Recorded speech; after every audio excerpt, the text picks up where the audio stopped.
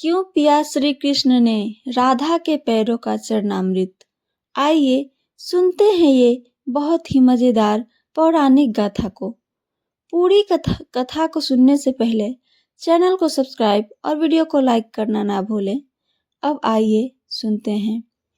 चरणामृत से संबंधित एक पौराणिक गाथा काफी प्रसिद्ध है, जो हमें श्री कृष्ण एवं राधा जी के अटूट प्रेम की याद दिलाती है। कहते हैं कि एक बार नंदलाल काफी बीमार पड़ गए।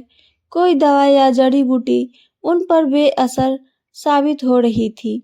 तभी श्री कृष्ण ने स्वयं ही गोपियों से एक ऐसा उपाय करने को कहा, जिसे सुन गोपियां दुविधा में पड़ गईं।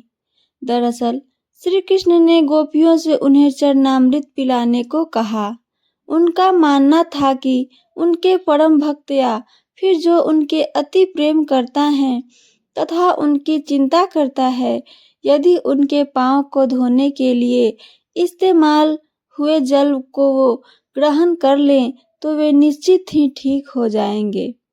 लेकिन दूसरी ओर गोपियां और भी चिंता में पड़ गई। श्री कृष्ण उन सभी गोपियों के लिए बेहद महत्वपूर्ण थे।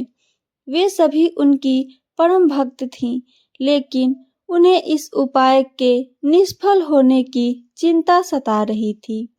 उनके मन में बार बार यह आ रहा था कि यदि उनमें से किसी एक गोपी ने अपने पांव के इस्तेमाल से चरणामृत बना लिया और कृष्ण जी को पीने के लिए दिया तो वह परम भक्त का कार्य तो कर देंगी, परंतु किन्हीं कारणों से कान्हा ठीक न हुए तो उसे नरक भोगना पड़ेगा।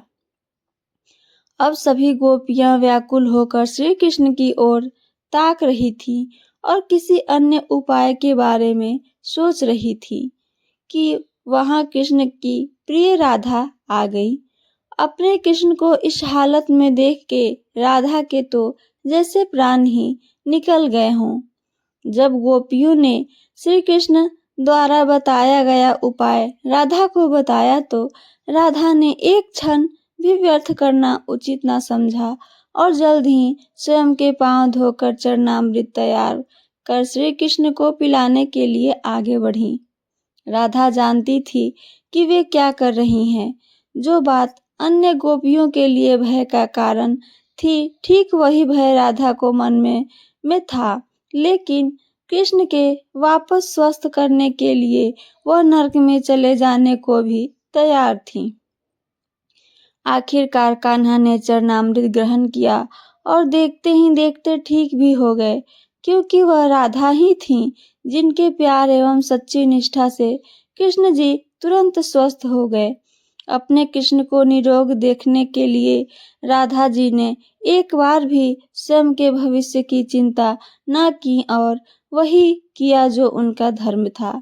इस कथा का आध्यात्मिक संदेश यह मिलता है कि निस्वार्थ प्रेम प्रतीक राधा के चरणामृत देने का कार्य यह सिखाता है कि प्रेम में न कोई अहंकार होता है, न किसी प्रकार का स्वार्थ। सच्चा प्रेम त्याग और समर्पण के परिपूर्ण होता है। धर्म का वास्तविक अर्थ इस कथा से यह स्पष्ट होता है कि धर्म का सच्चा अर्थ अपने प्रियजनों की भलाई के लिए कर्म करना होता है। धर्म केवल पूजा पाठ या नियमों का तक सीमित नहीं है, बल्कि उसमें करुणा, समर्पण और सेवा का भाव भी होना बहुत जरूरी होता है। राधा कृष्ण का दिव्य प्रेम। यह कथा यह भी बताती है कि राधा और कृष्ण का प्रेम सांसारिक प्रेम से ऊपर है। उनका प्रेम आध्यात्मिक और अनंत है, जो भौतिक सीमाओं से परे है।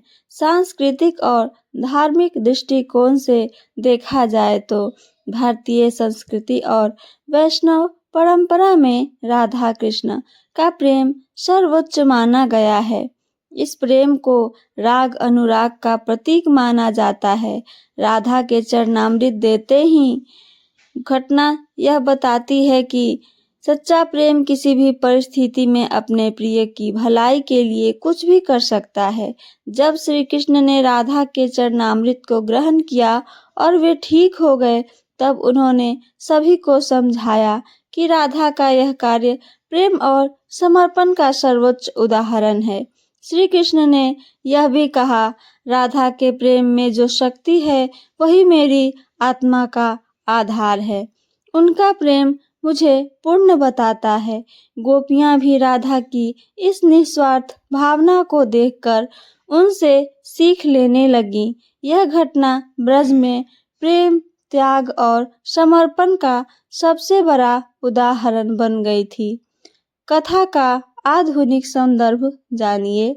इस कथा को अगर आधुनिक जीवन में देखें तो यह हमें सिखाती है कि सच्चा प्रेम केवल शब्दों में नहीं बल्कि कार्यों में दिखता है।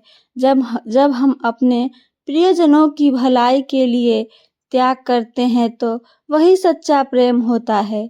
यह प्रेम न केवल रिश्तों को मजबूत बनाता है बल्कि हमें आध्यात्मिक उन्नति की ओर भी लेकर जाता है।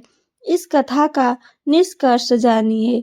राधा द्वारा श्री कृष्ण को चरणामृत अर्पित करने की यह कथा न केवल पौराणिक कथा है बल्कि यह जीवन के लिए एक गहरा संदेश भी है।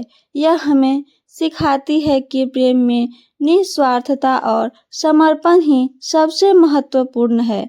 श्री कृष्ण और राधा का प्रेम हमें यह प्रेरणा देता है कि हम अपने जीवन में त्याग, करुणा और समर्पण को स्थान दें।